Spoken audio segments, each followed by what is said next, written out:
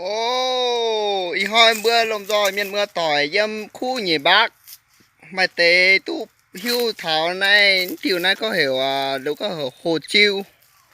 Hồ chiêu này là bữa chẳng tê dâm miền Nam này là bữa lại tiểu chỗ tu bút tỏi này. Này là bữa lại tiểu hồ chiêu này. Hà tao xuống tu hàng này về bút tỏi đó. Mưa mà tế miền mưa tỏi dâm nhỉ khu nhỉ bác mưa tút. Tại này miền Nam tế này mà vừa mà tế túc bữa đấy mà tế túc bữa này hoa dê chiều bùm bùm mảng này tại vì đây chiều này chỉ trùng này vô cái kia nhà này anh chiều tế tháo bùm bùm mà tỏi mà tế một chiều này cảnh túc cái kia bữa này piêu mà bữa mảng này này lúa lại tế một chiều có hở xây piao trong này ồ mà bữa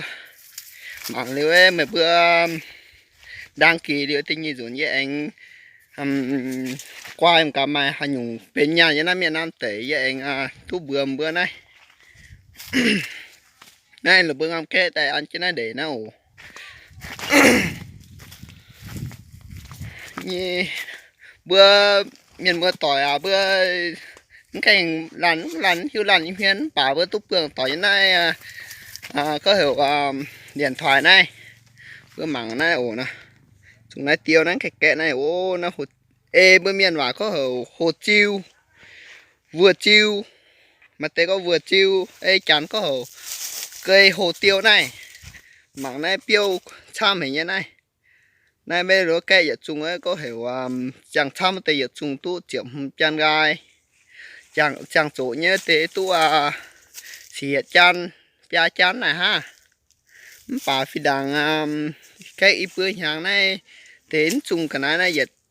chăn này y bé chín cái bữa hàng đổ lại này bữa nhìn tiêu hụt chiêu này mình mà tu giờ chăn này ngắm tu muốn chỉ chín năm mưa tỏi bà sẽ có bữa giống khu nhỉ bác mà tê miền mưa tỏi những cái túp bữa chiến tiêu có hồ chiêu này về nên no mà tê có túp bữa ra mà tê hiếu hay có hồ chiêu ha bữa mà tê dâm báo này nó túp bữa kia miền tàu mái những cái bữa trang trung này nó xuống hang nữa này nè này về có hiểu chú mét hang ổ thì mưa tỏi màng này là nó mà tê anh trốn từ đèn về từ đèn hang nữa này về có chỉ phao tiêu phôm tốt thông ngải nó về mình tình có phôm thông ngải tôi chiếm mét này mình tu xỉa mét như tiêu ha nè nên mưa tỏi màng điều ấy chưa gì thật đấy mẹ quá đuôi sen tè nó có hổ quá cái này bao lò piêu wow bao lò piêu mà có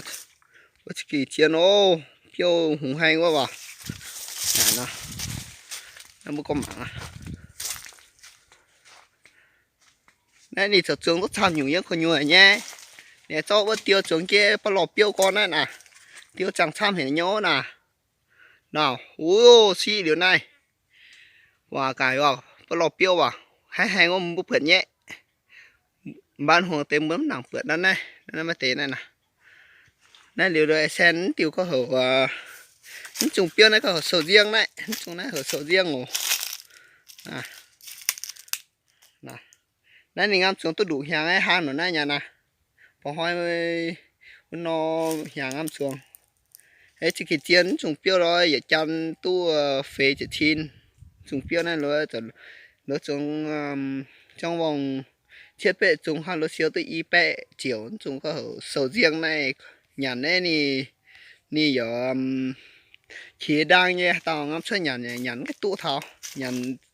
nó chơi nhắn ở nhà mình nhắn tay ở nhà đó nếu ấy này phải đến này mẹ này anh chịu thọ này mà thế có nó có cao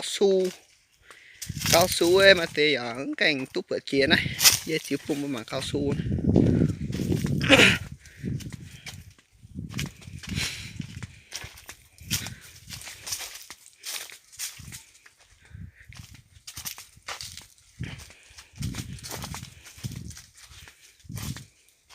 xuống nó có cao su này.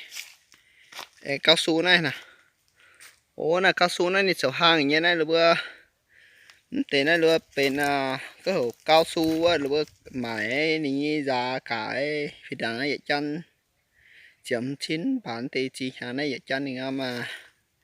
tụ đùa chín ha. Ê thế này là bữa ít này là phiếu nhắn này là cứ cắt mãi ha nó ăn phân ăn bướn ăn cái nhá. Ê phi đằng là ăn cái ê tụ yết chung lại tụ y viên ô mà tỏi chẳng nó ăn phân chung tụ viên ha. Phía này bây giờ vào lúa cho cái liu ô mà tỏi mà bữa tỏi mà tế tu ở mảng hành nhung đen ấy mà bữa nhận bị đăng ký thì nhìn rồi này maiว่าchẳng video phun bữa mảng không thọ hành nhung ê em mai tê giờ hai có tu bữa đó tê có hổ cà phê với nhà em mà tê tại châu công như này miền Nam tê rồi hiu tu bữa tê cà phê nhà cho mày mà tiếng cái tu bữa đây bữa nhận bị đăng ký thì nhìn rồi nhé qua con thằng cà phê như này nó